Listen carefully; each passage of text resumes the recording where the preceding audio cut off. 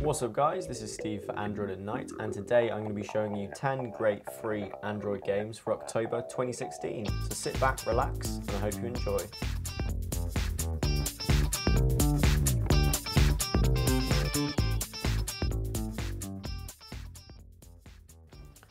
First on this list we have Shooty Skies, and this is from the people who brought us Crossy Road.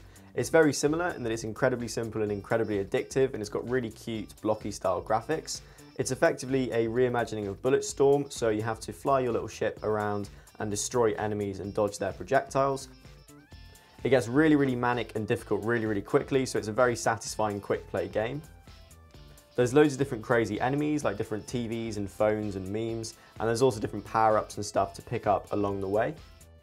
As well as this, there are a bunch of different characters and maps to unlock as you play, and if you want to and you want to speed up the process, you can purchase these using in-app purchases. Next up on this list is Outfolded, and this is a really simple, very kind of zen and addicting puzzle game. The aim is to unfold your shape onto the glowing tile, so different shapes obviously have different amounts of tiles on each side, and you have to work out in which order to use these shapes in order to reach the objective in the most efficient manner possible. I've been playing this a lot when I'm on the bus or waiting for a train, and it's incredibly addictive and very relaxing. I recommend you play it with headphones, and if you don't like the music which comes with it, which I think is really nice, you can of course listen to your own music. Next on this list is Blocky Hockey, and this kind of combines two different games. The first thing you have to do is dodge all the players as you rush towards the goal, so you swipe left and right to avoid them. If you go on this orange bar, this will charge up your superpower, and if you can get that to full, you will be able to do an extra powerful shot at the end.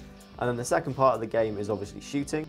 You have to choose the power and the direction of the shot, and you have to get this past defenders and the keeper. And if you collect these keys, you can unlock more characters and more skins. It's effectively a timing game, and it's a little frustrating at first, but when you get used to it, it becomes very addictive very quickly. Next on this list is Smash Rocket. It's a really simple premise. You have these little rockets that circle the planet in the middle, and then every time you click, it will fire that rocket straight forward. So the aim of the game is to angle the rocket to smash all the different comets around your planet. You get different types of rockets. Some of them will fire in one direction, some of them will split and fire in two at once, and then some of them can drill through entire lines of comets. Sometimes the rocket will spin as well as rotating around the planet, and it gets very difficult very quickly, but it's also incredibly satisfying when you pull off one of those really big shots. Next on this list we have Try Harder, which is a running platformer which is deliberately really difficult. You have obstacles and pitfalls that you've got to avoid. And you have a couple of different power-ups to help you along the way. One of the cool things with this is every time you die on a map, your corpse will stay there and you'll be able to use it to help you. So for example, if you keep dying on the same spikes, then eventually there'll be enough dead versions of you that you can just run over the spikes and you'll be fine. Next up we have Green the Planet 2, and this is one of those games you're not going to sit and play on its own. It's a really good game to play if you're watching a TV series, if you're listening to a podcast or listening to music. So it's effectively one of those time-wasting games that you can sort of play in the background. The aim of it is to destroy the comets that are flying overhead, and you can do this with different weapons which you can upgrade and buy more unlocks for. And then as you destroy these comets, you get more resources and more energy. And if you collect enough energy, you can eventually greenify the planet, and once you've completely greenified the planet, your ship will take off and launch you into another planet.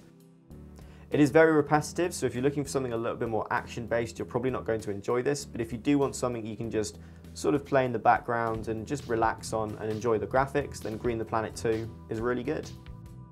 Next on this list we have Rooms of Doom, and this kind of reminds me of Jetpack Joyride, apart from the fact there is much more variety.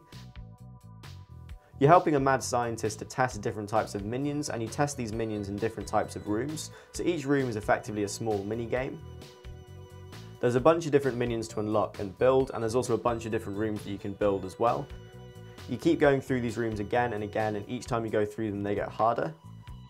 It's a great game if you've got 5 or 6 minutes to kill if you're waiting for a train or something. It's very addictive and it's also very pretty.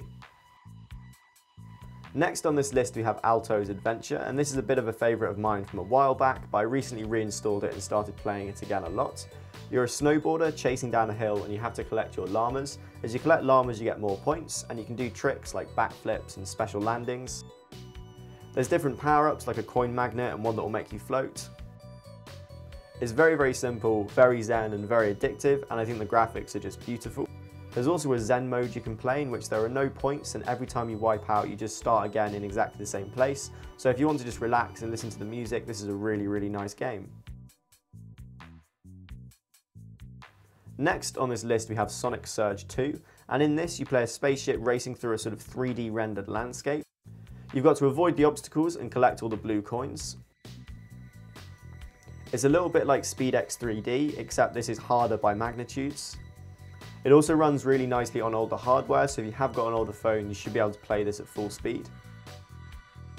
Next on this list we have Horizon Chase World Tour. This is a really simple racing game where you just tap left and right on the screen to steer your car. You also have a nitrous option which you can collect over time. The graphic style is really cool, it reminds me of those old arcade racing machines. And although the steering and everything is deceptively simple, just because of the speed of the game, it's actually really addictive. As you play, there are lots of different tracks to unlock, as well as different cars. And this is another game that should run well, even on slightly older hardware. And then finally on this list, as a little added bonus, we've got Tiny Keepers. This is just sort of a rhythm game where you have to tap to either save a knight or put a skull into the water. It seems really, really simple, but actually getting quick at it is really quite addictive. There are different skins to unlock, so instead of having skulls and knights, you can have, for example, zombies and knights, and you can be going onto a boat rather than going over a moat. The graphics are really beautiful and really compelling, and if you're looking for something really, really simple just to waste a couple of minutes, then Tiny Keepers is a really good option.